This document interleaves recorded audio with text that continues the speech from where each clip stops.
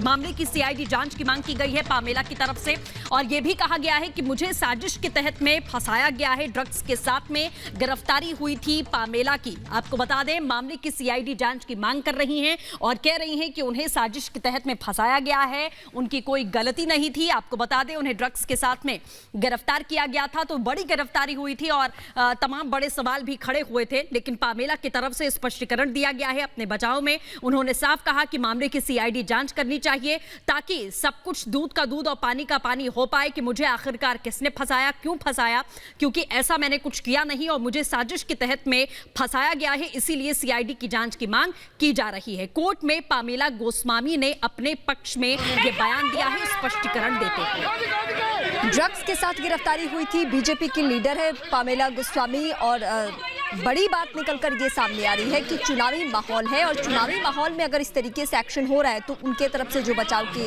Line है उस पर फोकस किया जाना चाहिए।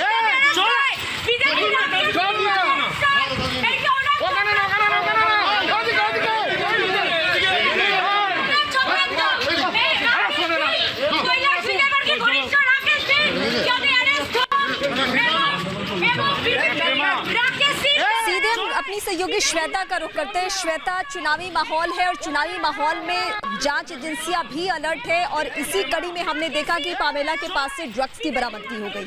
अब अपने बचाव में वो जो कुछ कह रही है, लेकिन जमीनी सच्चाई अभी तक क्या आपको महसूस हो पा रहा है वहां पे कोलकाता में रहते हुए? बिल्कुल रीवा, देखिए सबसे बड़ी बात है कि जो माहौल यहाँ पर पश्चिम बंगाल में फिलहाल है उसमें किसी राजनीतिक साजिश की आशंका से इनकार नहीं किया जा सकता।